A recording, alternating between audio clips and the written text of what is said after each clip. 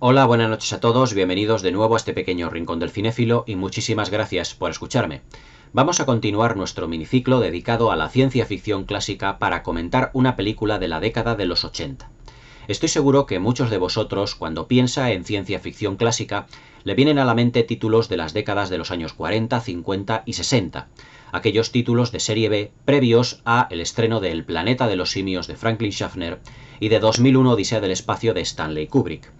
Pero también podemos considerar perfectamente como muchas películas de los 80, ya de lo que se refiere al cine fantástico y a la ciencia ficción, como películas clásicas. Y esta noche vamos a comentar una película que yo creo, sinceramente, que ya es un clásico de la ciencia ficción. Una película de la franquicia de Star Trek, que además es uno de los títulos o de los capítulos, se puede decir, cuando fueron llevados al cine, más importantes, más relevantes y sobre todo uno de los mejores de cara a lo que es la franquicia. En 1979, el director Robert Wise, de la mano de la Paramount Pictures, estrenó Star Trek la película, siendo un absoluto y rotundo éxito, una película de 45 millones de dólares que se puede considerar hoy una de las pequeñas obras maestras de finales de los años 70 en lo que se refiere al panorama de la ciencia ficción, junto con títulos como Alien, el octavo pasajero, La guerra de las galaxias o incluso Encuentros en la tercera fase de Steven Spielberg. Pero esta noche vamos a comentar lo que es su segunda parte, una película que en parte renunció bastante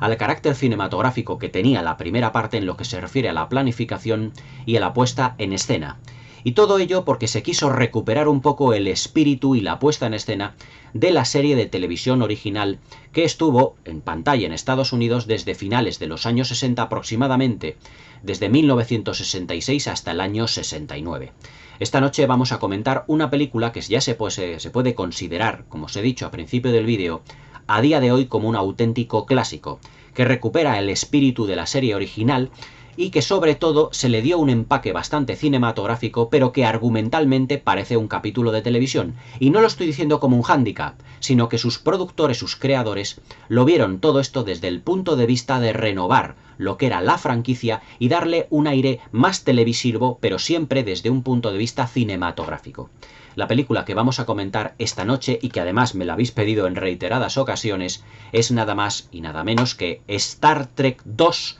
La ira de Khan, una película filmada en 1982 por el director Nicholas Meyer, y que tiene dentro del elenco protagonista a William Shatner, a Leonard Nimoy, a una jovencísima que en un principio estaba empezando en el cine y que esta fue su primera película, me refiero a la actriz Kirstie Alley, la protagonista de la serie Cheers, que luego fue sustituida por Shelley Long durante lo que fue el periplo de la serie, y sobre todo por un soberbio Ricardo Montalbán, un actor mexicano, digamos, muy clásico, porque tuvo su época dorada, vamos así decirlo, dentro del Hollywood de los años 40 y de los años 50, protagonizando además musicales, sobre todo aquellos musicales que hizo con Esther Williams, y que completa el reparto de una película que a día de hoy se puede considerar un sublime título de ciencia ficción y una de las películas más famosas y destacadas de los años 80.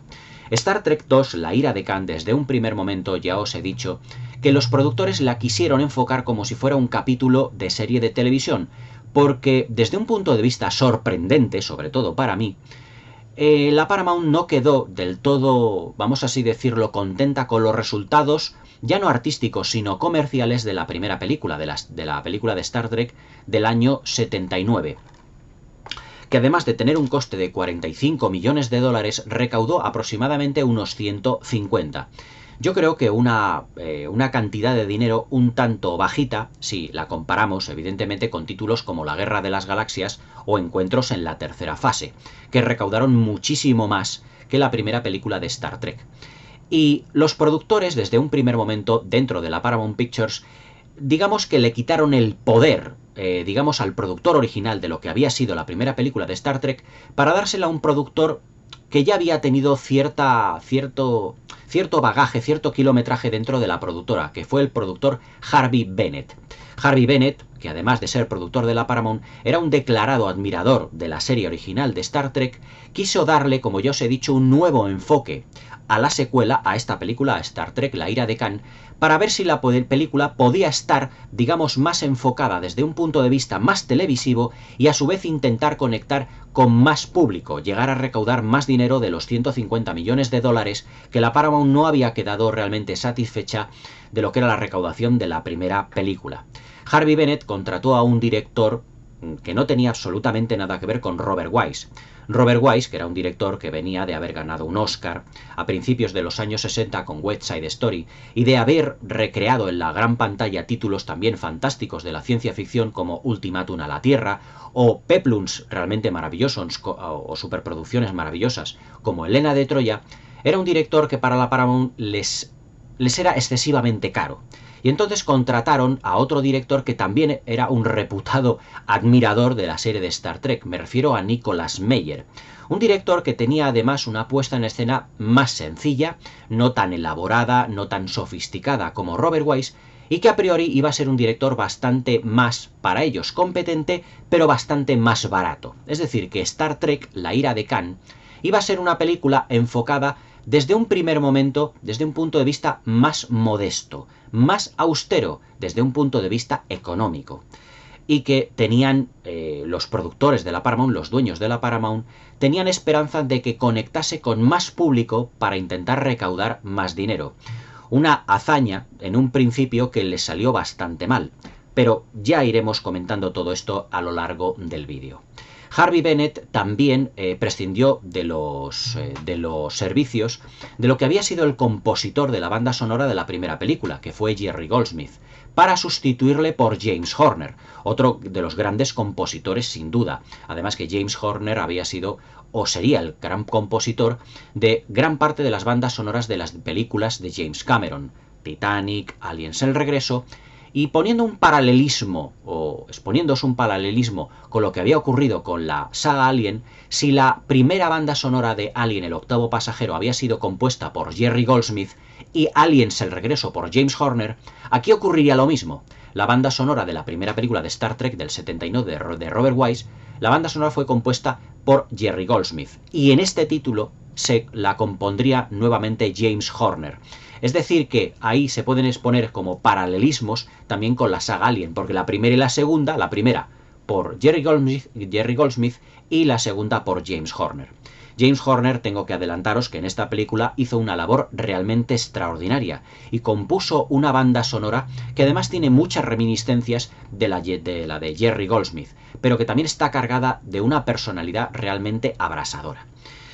Star Trek 2, La ira de Khan, ya os digo que fue enfocada como un capítulo de serie de televisión, porque Nicholas Meyer y Harvey Bennett, el director y guionista respectivamente de esta película, eran además muy seguidores de la serie de televisión y quisieron dar secuela a un capítulo de la serie de televisión de Star Trek que se llamó Semilla Espacial, que tuvo como protagonistas realmente a los protagonistas también de esta película, pero también tuvo como villano a Ricardo Montalbán, un villano llamado Khan. Y entonces quisieron dar continuidad a todo lo que había sido la historia del capítulo de la serie de televisión, para, ya os digo, darle un enfoque más televisivo, a ver si podían recuperar o si podían llamar al cine a bastante más gente, a bastante más público, que los, para ellos, exiguos 150 millones que había recaudado la primera película. La serie de televisión había tenido un éxito realmente sensacional, de ahí a que se filmara la primera película. Y desde un primer momento, tanto Nicholas Meyer como Harvey Bennett quisieron darle un enfoque en lo que se refiere a puesta en escena y a planificación más sencillo. El presupuesto con el que la Paramount dio a Nicholas Meyer y a Harvey Bennett para lo que fue esta segunda película, La ira de Khan, fue un presupuesto que rondaba, digamos, entre los 12 y los 15 millones de dólares, muy alejados de los 45 millones de lo que había sido la primera película. Se puede decir que entonces que La ira de Khan, Star Trek 2, es una película menos sofisticada y espectacular que la primera. Sí, lo es menos, sobre todo por el punto de vista televisivo que le dieron tanto director como guionista. Pero hay que reconocer que esos 15 millones de dólares, que es el presupuesto que se barajó para esta secuela, parece que son muchísimo más, debido a que también se le sacó muchísimo jugo a lo que fue la escenografía y la dirección artística de la película. Pero esto ya lo comentaremos dentro de lo que es el apartado técnico del film, que os puedo decir que no tiene realmente desperdicio. Star Trek II, La ira de Khan, es una película muy de su tiempo. Es una película en donde los personajes fueron enfocados desde un punto de vista, ya os digo, más televisivo, más sencillo, menos complejo que la sofisticada primera película. Pero también tengo que reconocer que es una película bastante más accesible desde el punto de vista del tratamiento de los personajes. Se les ha tratado muy bien, pero también se les ha dado un enfoque más sencillo de cara a que el público pueda identificarse mejor con ellos. Es decir, se le ha dado un enfoque más televisivo, más accesible y menos frío y menos calculador que fueron realmente o como fueron realmente dentro del punto de vista de la primera película, de la película del 79.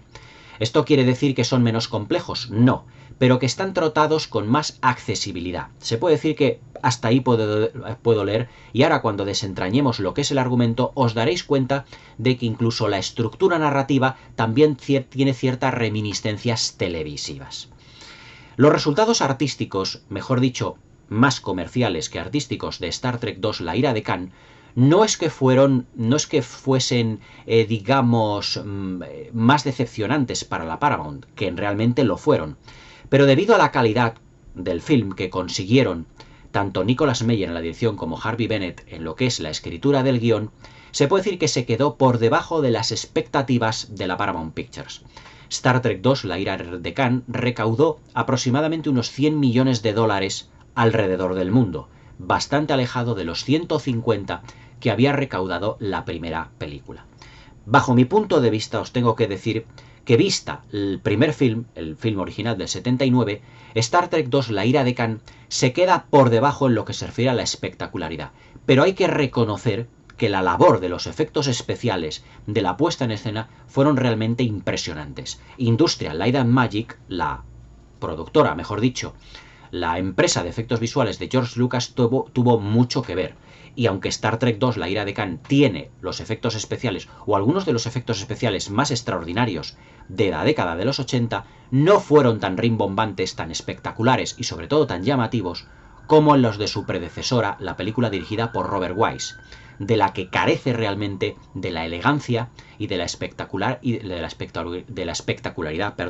y sobre todo del estilo que tiene el primer film. Desde un punto de vista argumental tengo que deciros que tiene reminiscencias de capítulos de series de televisión,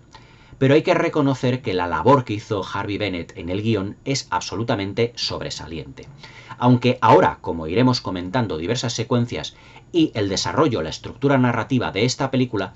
se puede decir sin temor a equivocarse que Star Trek II, La ira de Khan, no termina de despegar en lo que es el planteamiento de lo que son sus historias, que tenemos tres principalmente que luego van a enlazarse a lo largo de lo que es la película, dentro de un metraje que roza aproximadamente las 2 horas. No es como las películas, o muchas películas de ciencia ficción de hoy, que necesitan realmente como metrajes estratosféricos para poder desarrollar todo lo que es el argumento del film. Dentro de lo que es el argumento de la película, ya os digo que vamos a tener 3 líneas narrativas principales que luego ya os digo se van a unir. Primer momento vamos a tener la presentación del personaje de Kirstie Alley, un personaje que es una teniente, la teniente Saavik. En Kirstie Alley, que ya os digo que esta era su primera película, su primera experiencia cinematográfica, y que es un personaje que está fielmente, muy, vamos a decirlo, no como muy aliado con el personaje de Spock dentro del film. Yo creo que los 3 personajes principales, esa sagrada trinidad que componen Leonard Nimoy, que componen William Shatner, que componen DeForest Kelley, que son los personajes de el capitán Almirante Kirk en esta película, Spock y el médico, el doctor de lo que es la tripulación del Enterprise, yo creo que son personajes que no necesitan presentación. Y vamos a enfocarnos directamente en el personaje de Kirstie Alley. El personaje de Kirstie Alley es un personaje que está en prácticas, que es una teniente, y que está en prácticas dentro de la Enterprise. Y que desde el principio de la película, de lo que es el despegue de la película, está en una pequeña como de labor de reconocimiento, todo realmente hecho en prácticas, porque todo es, digamos, un experimento para ir probando a lo que van a ser la nueva tripulación del Enterprise. Y la teniente Saavik, el personaje que interpreta Kirstie Alley, se la comanda o se la ordena que tripule una misión de rescate a una nave que en un principio es, digamos, imaginaria. Es decir, está en labores, está en prácticas para su nuevo trabajo. Y todo esto lo está observando el capitán, nuevo almirante Kirk en esta película, para probar su carácter realmente, para probar si ella es, digamos, merecedora de tripular la Enterprise en diferentes misiones que va a tener. Por otro lado, tenemos la misión de una nave, el USS Reliant, que lo que va a hacer es lo que hizo la Enterprise en la primera película. Es decir, ir buscando nuevos mundos para colonizarlos, pero nuevos mundos que no tengan vida inteligente, que no tengan vida realmente, para poder colonizarlos y poder dar rienda suelta a un dispositivo que está en funcionamiento, en prácticas también, denominado Génesis. Ese dispositivo lo que va a crear va a ser como alteraciones de la materia del planeta a colonizar para poder crearle con vida y que el hombre, el ser humano, pueda colonizar esos planetas. Es decir, se buscan planetas que no tengan vida para que puedan ser colonizados por el hombre a través del proyecto Génesis. Y por otra parte vamos a tener, digamos, al USS Enterprise, que va en la película a tener una serie de, digamos, de entrenamiento, de labores, como en la primera película, de ir investigando lo que es el espacio. Estas van a ser las tres principales líneas narrativas que va a tener la película. Y dentro de la segunda, lo que es la labor del USS Reliant, que va a ser buscar vida en planetas o planetas sin vida para colonizarlos,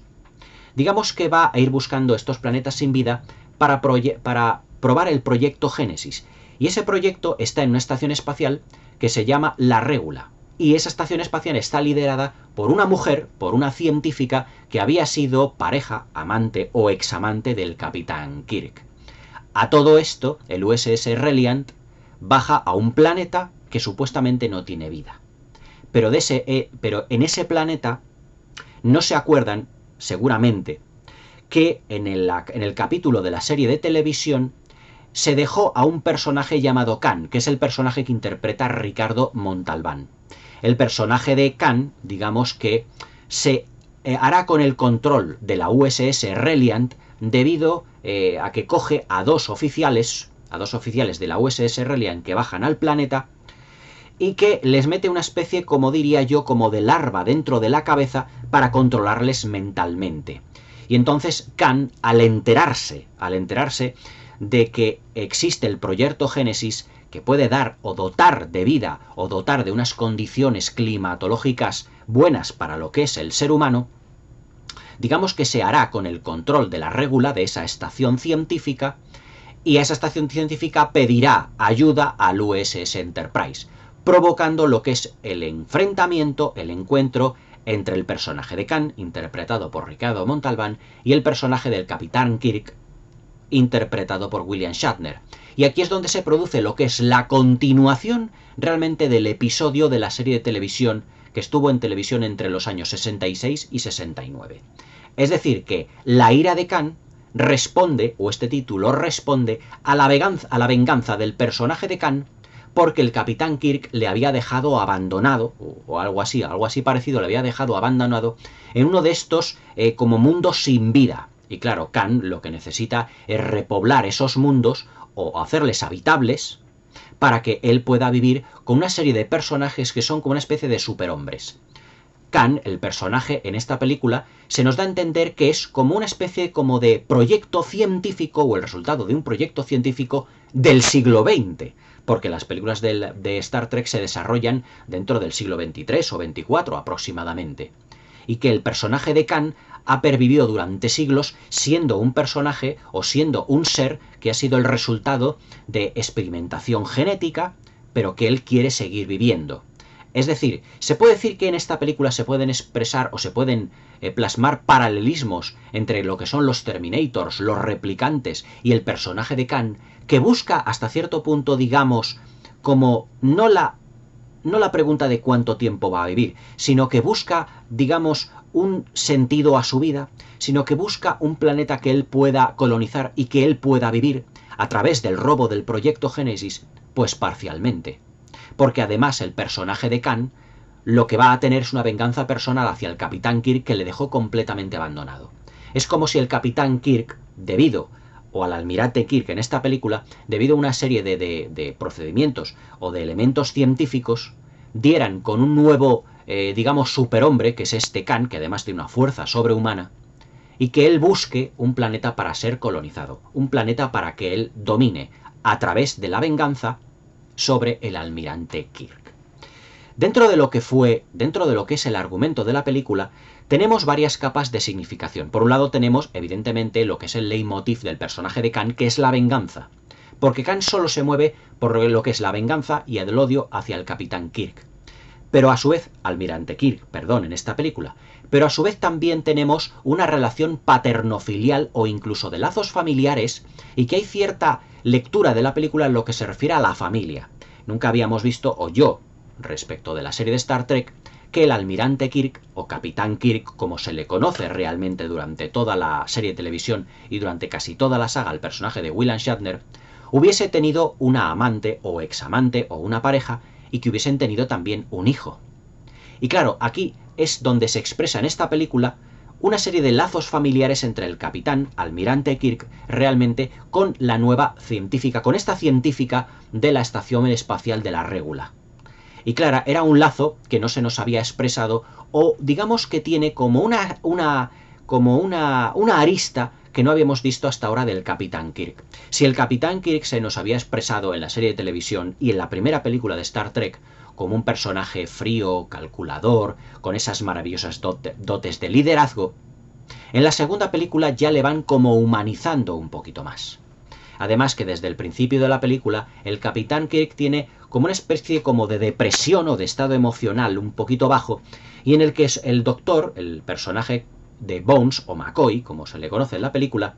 se le puede decir o le dice al Capitán Kirk: oye, tienes que volver a tripular la nave Enterprise porque la vida está hecha para vivirla. Tienes que dejar de estar aquí, de aislarte y volver a tripular la Enterprise y volver a estar, digamos, en labores de exploración del espacio. Es decir, que en esta película el Capitán Kirk, esa persona, digamos, como os he dicho anteriormente, tan fría, tan calculadora, se le está dando una especie de como de apuntes de humanización. El personaje de Leonard Nimoy, el personaje de Spock, sigue tan inalterable como en el resto, digamos, de capítulos y de la película anterior. Y también va a convertirse en un especial protagonista en esta película. ¿Por qué? Porque el personaje de Leonard Nimoy, mejor dicho, el actor Leonard Nimoy, no tenía desde un primer momento muy claro que quisiera volver a protagonizar otra película de Star Trek, trabajar en otra película de Star Trek. Según en palabras del propio William Shatner, lo que viene en los extras de la película, no sé si lo dijo para presionar a la Paramount para que le pagaran un poco más de dinero de subida de lo que era el caché, la categoría, o porque realmente Leonard Nimoy ya no quiso continuar con la saga de Star Trek después de una película y después de haber estado en toda la serie de televisión que ya había tenido su éxito en los años 60 realmente.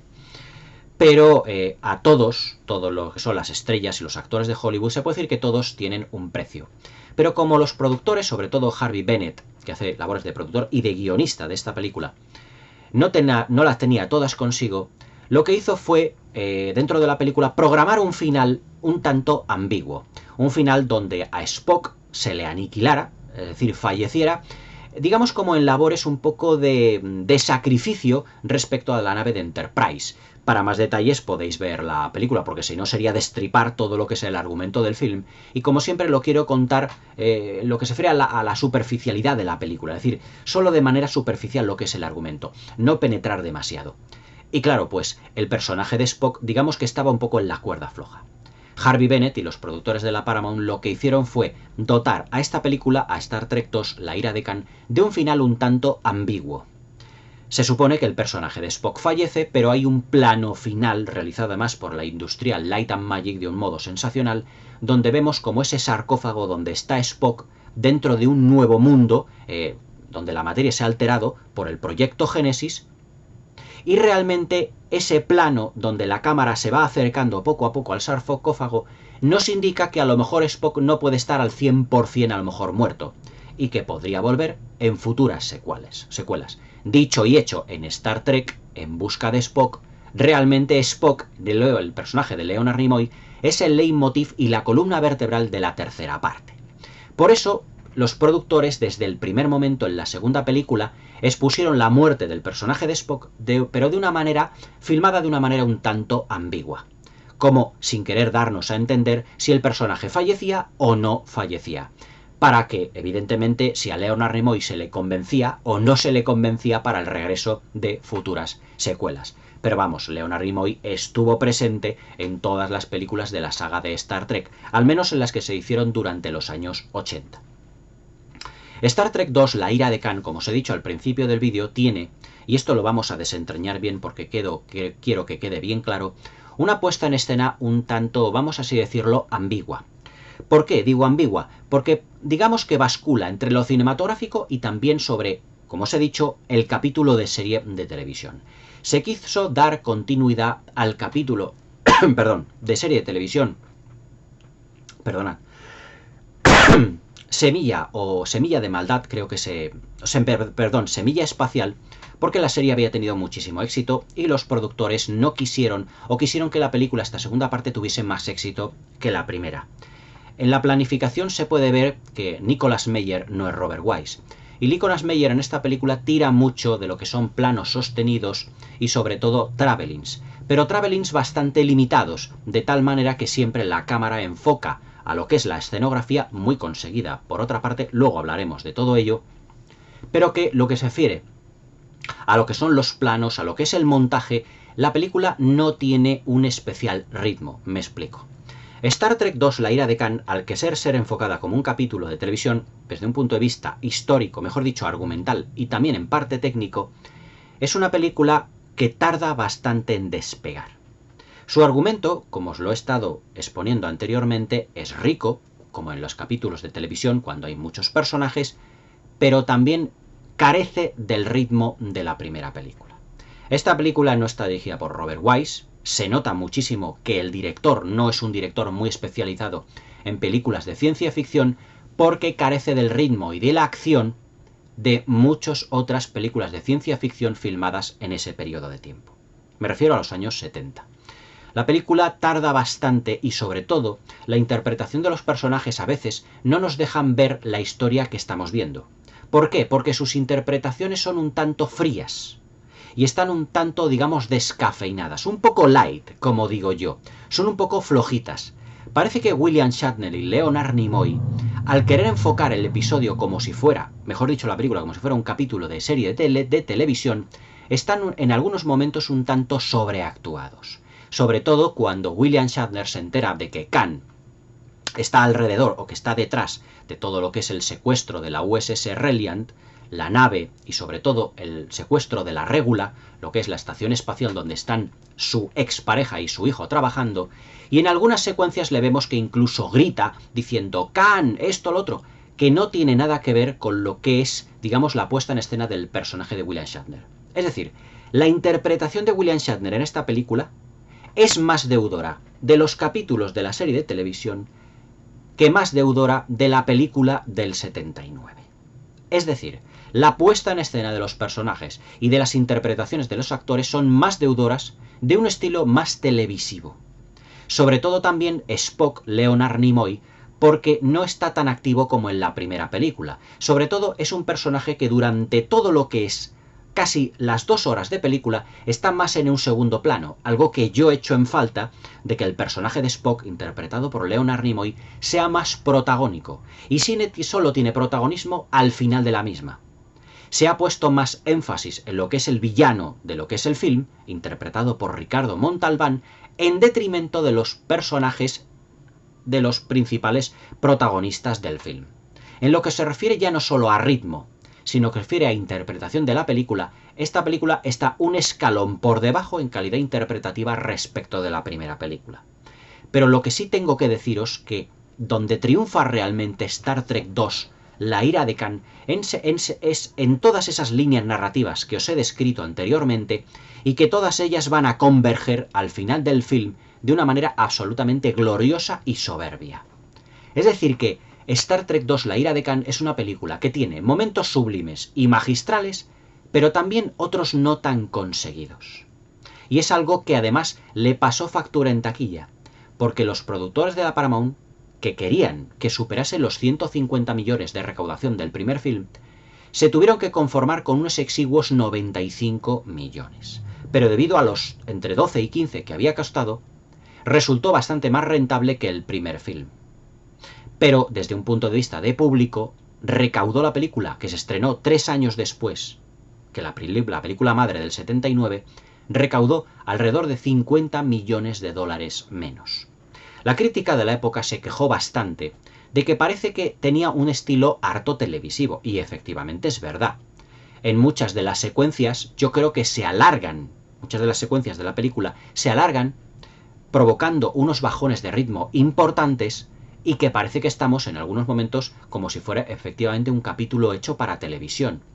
Es decir, que desde un punto de vista de lo que es la planificación, travelings, en lo que son planos picado, planos cenitales en contrapicado y movimientos de cámara más ambiciosos, Star Trek II, la ira de Khan, se queda exigua en lo que se refiere a la ambición dentro de la planificación. Y tira mucho de plano sostenido, de plano secuencia, realmente como si fuera un capítulo de una serie de televisión. Y yo creo que eso, lo que eran el público y los críticos del momento, se dieron cuenta bastante. Pero ¿dónde es donde realmente triunfa Star Trek II, la ira de Khan? Técnicamente, al igual que la primera película, sigue siendo un título soberbio. Ya os he mencionado dentro de lo que es el guión que la USS Enterprise, la nave de siempre de Star Trek, viajará hacia la estación científica Regula porque Khan quiere hacerse con el control de la misma y con lo que es el proyecto Génesis para colonizar planetas y para él poder vivir. Pero claro, la USS Enterprise tendrá que llegar hacia la Regula, pero se lo impedirá la USS Reliant, que es la nave de Khan. Y casi hacia el final de la película, porque esta película tiene como varios finales, la USS Enterprise, que estará, perseguida por la USS Reliant, que está liderada por Khan, en el afán por vengarse Khan del almirante Kirk, penetrarán dentro de una nebulosa gigantesca. Y aquí es donde tendrá lugar lo que son las mejores secuencias de la película. Secuencias en donde la Enterprise estará perseguida por la Reliant, pero dentro de una persecución muy bien coreografiada dentro de esta espectacular nebulosa, aquí tirando la industrial Light and Magic de unos efectos visuales soberbios. Y además tenemos una especie como de persecución entre la Enterprise y la Reliant que parece que está planificada como si fuera un vals, entre naves, que es fantástica, que además desarrollándose con esa banda sonora de James Horner, que tiene muchos tintes como de música clásica, es realmente como un vals ver a las dos naves que van y vienen y que se van persiguiendo constantemente. Llega un momento que dentro de la nebulosa se pierden el contacto la una a la otra.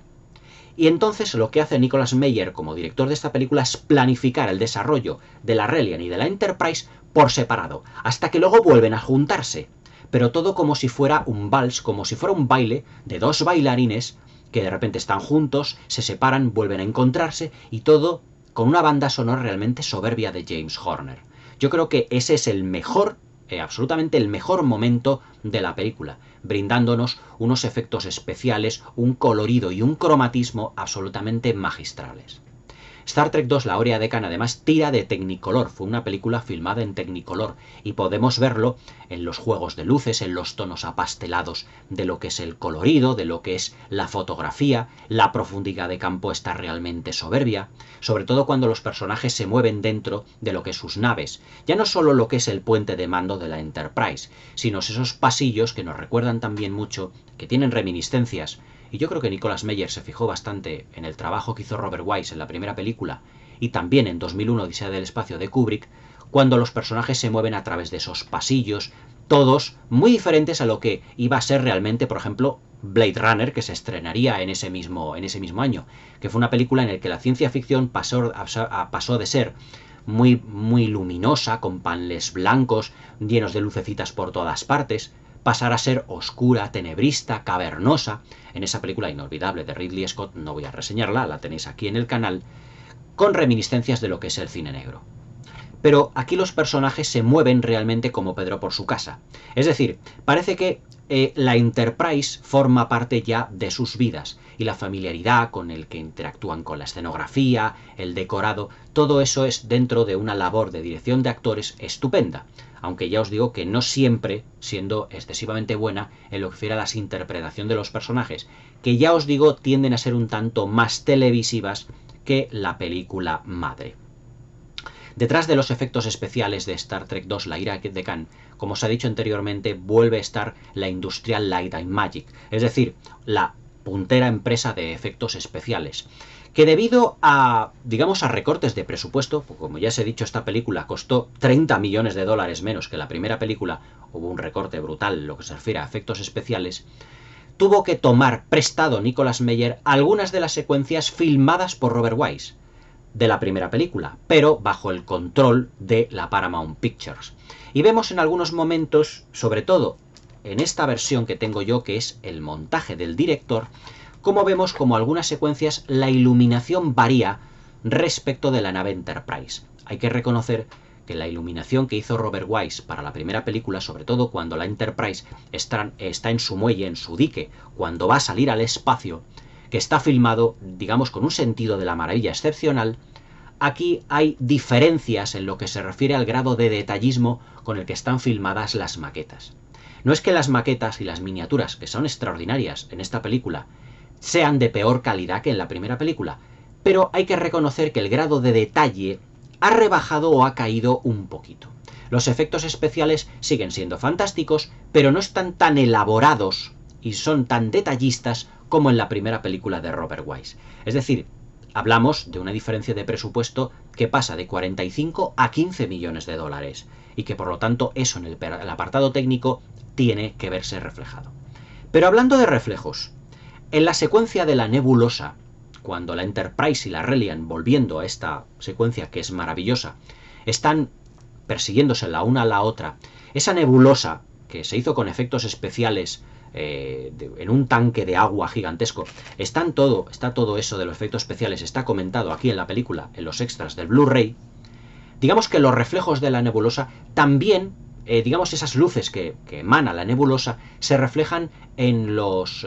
cascos de las naves de la Reliant y de la Enterprise, teniendo unos juegos de colores absolutamente fascinantes. Yo no me puedo imaginar cómo hubiese sido esta película, aunque los efectos especiales no sean los rimbombantes de ahora, que todos son rutinas infográficas CGI,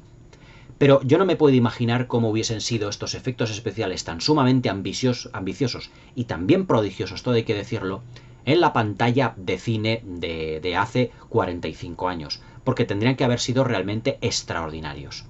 La verdad es que en ese apartado Star Trek II, la ira de Khan, tiene una fotografía maravillosa. Es un apartado que además ha cuidado mucho Nicolas Meyer, el director, brindándonos además un rebajado tecnicolor no excesivamente saturado, pero en el que todos los elementos en pantalla se ven de una manera clara y realmente excepcional. Tengo que decir que Star Trek II, la ira de Khan, para mí supone, digamos, un pequeño bajón en lo que se refiere a calidad en general, en líneas generales, respecto de la primera película de Star Trek. Pero también tengo que deciros que es uno de los títulos excepcionales dentro de lo que es la franquicia. Tiene momentos como, por ejemplo, la llegada de Khan dentro de la nave Reliant a lo que es la estación espacial de la Régula, que yo creo que son absolutamente magníficos y que tiene algunos de los momentos más conseguidos de toda la franquicia, sobre todo dentro de lo que es la interpretación de Ricardo Montalbán, con esa solemnidad que le da a lo que es el personaje de Khan. Pero también, como ya os he comentado, ese baile de naves, ese vals extraordinario entre la Reliant y la Enterprise dentro de lo que es la nebulosa. También tiene momentos que yo creo que son extraordinarios, como ese clímax ya realmente final, en el que se le da por muerto a Spock, y que aparece Spock en ese sarcófago en uno de los planetas que ha sido poblados por Génesis. También otro momento excepcional es cuando esta examante del capitán Kirk, del almirante Kirk, llega a lo que es la estación espacial, llega el almirante Kirk a la Régula para encontrarse con su examante, vamos a decirlo, expareja, con la que yo os digo que tiene un hijo, y le ofrece lo que es, o le muestra, mejor dicho, lo que es capaz el dispositivo Génesis. Es decir, de dotar de vida a un planeta completamente muerto desde un principio, ofreciéndonos unas fantásticas imágenes parece de un planeta lleno de vegetación, de cascadas, de ríos, de animales, es decir, todo poblado por vida, para que el hombre y otras razas puedan coexistir y subsistir dentro de esa exploración de lo que es el espacio. También esa humanización del almirante Kirk abrazando, por ejemplo, a su hijo, que siempre había sido el personaje que había tenido ese cierto liderazgo dentro de la serie, dentro de la película anterior, pero que era frío, que era calculador, y que parecía que no nos daba como muestras de humanización. En Star Trek II, la ira de Khan, como el sentimiento de venganza, es lo que mueve toda la película respecto del personaje de Ricardo Montalbán, aquí el almirante Kirk también se humaniza, y también pretende ya no solo destruir lo que es el personaje de Khan, sino también tener labores, o mejor dicho, tener, digamos, como elementos afectivos con ese hijo suyo que hasta yo creo, o se da a entender la película, o yo lo he interpretado así, que no conocía. La verdad es que Star Trek II, la ira de Khan, afianza también esa trinidad que tenían los personajes del almirante Kirk, de Spock y del personaje de McCoy, que es digamos, el médico de todo el equipo. Sobre todo esa humanización se ve al principio de la película cuando le dice McCoy al capitán Kirk: es que tienes que volver a la Enterprise. Deja de tu cumpleaños, no voy a decirlo celebrarlo solo, sino que tienes que volver, porque la Enterprise y su tripulación es realmente su auténtica familia. Ese concepto de Trinidad, ese concepto del triángulo que existe entre William Shatner, entre Spock y entre McCoy, yo creo que en esta película es donde mejor se reflejan las relaciones o interrelaciones entre los tres. Son los tres personajes como vasos comunicantes entre el uno y el otro, entre diferentes líneas narrativas, entre las diferentes historias que se nos muestra, porque se humaniza a todos los personajes, sobre todo cuando al final de la película Spock, en esa urna de cristal, mejor dicho, cuando va a salvar a la Enterprise para que pueda coger velocidad y alejarse de la Reliant que va a estallar, mejor de la Regula que va a estallar, el personaje de Spock se sacrifica metiéndose dentro de esa urna, de esa habitación de cristal donde hay mucha radiación. Y entonces el capitán Kirk, el almirante Kirk, pone la mano en el cristal y Spock, con su otra mano, también se la pone poniéndolas juntas, diciéndole Spock al capitán Kirk, al almirante Kirk, perdón. Es la costumbre de haber visto y la serie de Star Trek. Le dice: yo siempre seré su amigo, esté donde esté, siempre nuestra amistad permanecerá y perdurará. Es decir, que se nos muestra ese proceso de humanización y esa amistad entre los dos personajes, y sobre todo la admiración que tiene el personaje del capitán, del almirante Kirk, hacia el personaje de Spock. En ese sentido, Star Trek, la ira de Khan, digo que desde un punto de vista emocional y sentimental va un paso más allá que la película madre del 79. Pero lo que se refiere a ritmo, donde hay un bajón en el segundo acto, en donde hay una especie como de galimatías entre las líneas narrativas, se nota que Nicolas Meyer le quiso dar, ya os digo, ese punto de vista televisivo y que el ritmo no fuera tan cinematográfico. Aún así, Star Trek II, la ira de Khan, es una película que tiene momentos sublimes, momentos soberbios, entre los personajes, la interpretación de Ricardo Montalbán, la relación de amistad entre William Shatner y Leonard Nimoy, el almirante Kirk y Spock respectivamente, la humanización del personaje de McCoy como médico del almirante Kirk, la presentación del personaje de Kirstie Alley al principio de la película, expresándonos, digamos, ese afán que tiene por las reglas en lo que es la labor de, ¿cómo os diría yo?, de salvamento de una nave, saltándose algunas que están establecidas, todo bien expresado en la película, pero también demostrando un carácter ante la adversidad realmente único. Por eso el almirante Kirk le da los mandos de la Enterprise en varias situaciones, lo que es esa nebulosa hecha de efectos especiales, con ese vals entre la Reliant y la Enterprise, la banda sonora muy de corte clásico con reminiscencias de la de Jerry Goldsmith, pero con personalidad propia, como fue este grandísimo compositor. Es decir, Star Trek II, la ira de Khan, es una película que tiene personalidad propia, que además es uno de los títulos para mí más importantes de la franquicia de Star Trek. Es un título que, a pesar de sus reminiscencias digamos, televisivas, sabe aportar, digamos, secuencias de una espectacularidad tremenda y con unos efectos especiales depuradísimos. Es una más que consagrada secuela de la que yo creo que es una obra maestra, de la película del 79, filmada por Robert Wise, y que además es uno de los títulos más famosos. Yo creo que el villano que interpreta a Ricardo Montalbán en esta película es de sobra conocido por todos los aficionados a la ciencia ficción. Y a mí me gustaría ver en el cine hoy en día películas de acción o de aventuras que tengan villanos a la altura, solo un poquito, del carisma que rezuma Ricardo Montalbán en esta película. Y además, como apunte final, tengo que deciros que los productores de la película quisieron, en el vestuario muy ampuloso, y que contrasta mucho el vestuario que tiene Ricardo Montalbán en esta película con los uniformes de lo que es la tripulación de la Enterprise, quisieron darle, digamos, como un aspecto como más asalvajado, como más físico, donde se le ven los pectorales. Estaba fuerte Ricardo Montalbán en ese momento, dándole como un aire más, como más primitivo, porque ha estado en un planeta, viviendo en un planeta que estaba absolutamente vacío, que estaba descolonizado, que no había nadie, dándole un aire primitivo, pero que contrasta mucho con esa tecnología de la Enterprise, con esa tecnología que tiene de las naves, de lo que son sus paneles, sus luces por todas partes. Realmente fantástica. Star Trek II, La ira de Khan, es una película también de contrastes, como os acabé de mencionar, pero es una película que es un auténtico deleite ver para los aficionados a la ciencia ficción, que yo he querido incluir en este miniciclo de ciencia ficción clásica, porque yo creo que Star Trek II, La ira de Khan, ya es una película que podemos considerar como un absoluto y maravilloso clásico. Y sobre todo también ese mensaje que se nos da al final de la película, siempre con la voz del Capitán Kirk, doblado extraordinariamente por nuestro fallecido, por desgracia, Constantino Romero, diciendo: la Enterprise sigue su rumbo a través del espacio, explorando sistemas, explorando mundos desconocidos, en busca de nuevas civilizaciones, en búsqueda. Todo eso, como en la primera película, apela a la mayor aventura, apela a la ciencia ficción, apela al espacio como elemento para explorar. La Enterprise en esta película, no tenemos que olvidar, que sale como misión de entrenamiento para la Teniente Saavik, interpretada por Kirstie Alley. Pero también se encuentra con la aventura, se encuentra con lo emocional, el Capitán Kirk con ese hijo suyo, con esa examante en la estación científica Regula. Se encuentra con un enemigo que hacía ya muchísimo tiempo que no se esperaba encontrárselo, que es el personaje de Khan. Se encuentra con la aventura. Y ese estado emocional tan apagado que tenía el Capitán Kirk al principio de la película, vuelve a resurgir de sus cenizas y vuelve a brindarnos un personaje completamente entregado a su tripulación, entregado a los suyos, entregado a la amistad que tiene con